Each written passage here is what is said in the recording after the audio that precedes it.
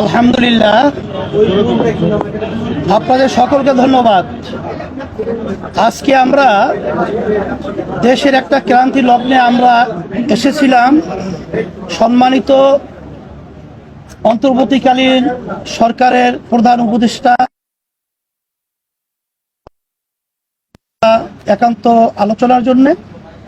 সেখানে আমাদের আপিন্দি ভাই তো কথাগুলো বলেছে, তবে আমরা তাকে বলেছিলাম যে জুলাই আগস্টের যে অভ্যুত্থান হয়েছে, হাজার হাজার মায়ের কোল সন্তান হারা হয়েছে, অনেক আমার উদীয়মান বাংলাদেশের ভবিষ্যৎ সন্তানগুলো চক্ষু হারিয়েছে, অনেকে পঙ্গুত্ব বরণ করেছে।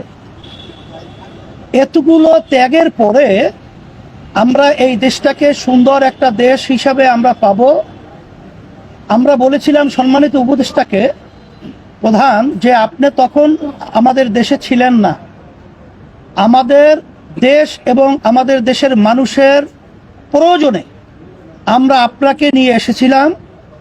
আমরা একত্রে সুন্দর দেশ গড়ার লক্ষ্যে মাঝখানে চলার পথে আপনি হয়তোবা কষ্ট পেয়েছেন বা আপনাকে কাজ করার সুযোগ দেওয়া হচ্ছে না, বিভিন্ন কায়দায় মানসিক ব্রেন বিভিন্ন ধরনের টর্চার আপনার উপরে চলছে, এটা আমরা অনুভব করছি।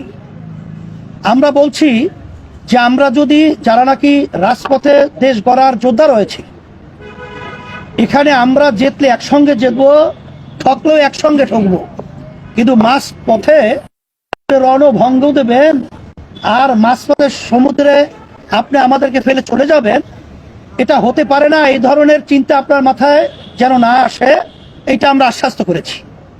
আর সাথে সাথে আমার ভাই তো বলেছেন যে আমরা প্রয়োজনীয় সংস্কার যদি না হয়, জাতির যে একটা প্রত্যাশা সুষ্ঠু একটা নির্বাচন, সেখানে পেশি শক্তি, সেখানে কালো টাকার দৌরত্ব সহ বিভিন্ন পর্যায়ে ঘাপটি মেরে যারা নাকি নির্বাচনকে প্রশ্নবিদ্ধ করবে, এই বিষয়গুলো যদি সংস্কার না হয়, সেখানে নির্বাচন তো আবার সেই বিগত দিনের ইতিহাস যেখানে কলঙ্কিত, সেই আবার এই 24 যে আগস্টের যে অভ্যুত্থান, সেটা আবার বাস্তবায়ন হবে, এটা আমরা চাই না।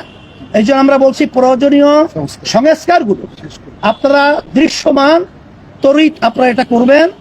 এবং যারা নাকি আমাদের মায়ের কোলকে খালি করেছে, আমাদের দেশকে সন্তান হারা করেছে এবং পঙ্গুত্ব বরণ করেছে, এই অপরাধীদেরকে, ফ্যাসিস্টদেরকে, গুমিদেরকে, খুনিদেরকে আয়নাঘর যারা বানিয়েছে, আন্তর্জাতিক সমস্ত দুনিয়ার ইতিহাস লঙ্ঘন করে এদের বিচার দৃশ্যমান করতে হবে এবং জাতীয় নির্বাচন এটা একটা পরিবেশ তৈরি করতে হবে।